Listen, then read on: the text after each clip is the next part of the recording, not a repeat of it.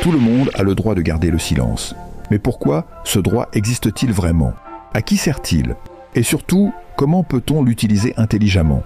En France, ce droit a été instauré en 1897 avec la réforme de la procédure pénale, permettant aux personnes mises en examen de se taire sans que cela soit retenu contre elles. Il a ensuite été renforcé en 1993 avec l'obligation d'informer toute personne gardée à vue de son droit de se taire et de bénéficier de l'assistance d'un avocat. Le silence est une arme redoutable. En droit, il ne s'agit pas seulement d'un droit fondamental, mais aussi d'une véritable stratégie. Que ce soit dans un interrogatoire, une négociation ou une simple conversation, celui qui parle trop risque toujours de se trahir. Celui qui sait se taire, en revanche, garde le contrôle. Le silence face à un interrogatoire, un jeu de pouvoir. Lorsqu'une personne est placée en garde à vue, les enquêteurs cherchent à obtenir des informations, des aveux ou des contradictions. Ils poseront des questions, insistent, reformulent pour pousser à l'erreur. Beaucoup ressentent alors le besoin de se justifier, parfois par peur, parfois pour prouver leur innocence. Pourtant, c'est souvent une erreur. Premièrement, garder le silence permet d'éviter les contradictions. Lorsqu'une personne parle sous pression, elle ne maîtrise pas totalement ses mots. Une seule incohérence peut suffire à éveiller les soupçons, même si elle est innocente. Deuxièmement, cela oblige les enquêteurs à prouver les faits par eux-mêmes. Sans déclaration spontanée, ils doivent se baser uniquement sur les éléments matériels et les témoignages. Cela rend leur travail plus complexe et limite les erreurs judiciaires.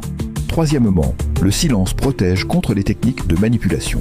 Les interrogatoires sont conçus pour pousser un suspect à parler, que ce soit par des silences prolongés, des reformulations insistantes ou des accusations directes. Ceux qui cèdent à ces techniques donnent involontairement aux enquêteurs des éléments qu'ils n'avaient pas encore. Quand le silence devient-il un piège? Avant de répondre à cette question, j'aimerais vous inviter à soutenir Loisé Chandelle. Simplement en cliquant sur les boutons à droite de votre écran, c'est d'une aide précieuse pour le média. Et pour les plus vaillants, tout se passe en bio. Merci, je reprends. Quand le silence devient-il un piège? Si garder le silence est un droit, il peut aussi être interprété contre celui qui l'exerce. Dans certains cas, refuser de répondre peut donner une impression de dissimulation. Lorsque des preuves existent déjà, un silence total peut être perçu comme une tentative d'obstruction ou comme une absence d'explication crédible. De plus, la jurisprudence a parfois considéré que le silence pouvait être coupable. Si une personne attend trop longtemps pour révéler un élément qui la disculpe, cela peut jouer en sa défaveur. L'utilisation du silence doit donc être réfléchie et adaptée à chaque situation. Le silence, un outil à manier avec intelligence. Le droit de garder le silence ne signifie pas qu'il faille toujours se taire. Il s'agit avant tout d'un moyen de protection et d'une stratégie à employer avec discernement. Parler trop vite peut être dangereux, mais refuser de parler sans réfléchir peut aussi compliquer une défense.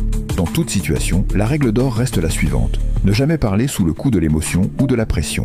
Celui qui maîtrise son silence garde l'avantage. Celui qui parle trop perd toujours une part de contrôle.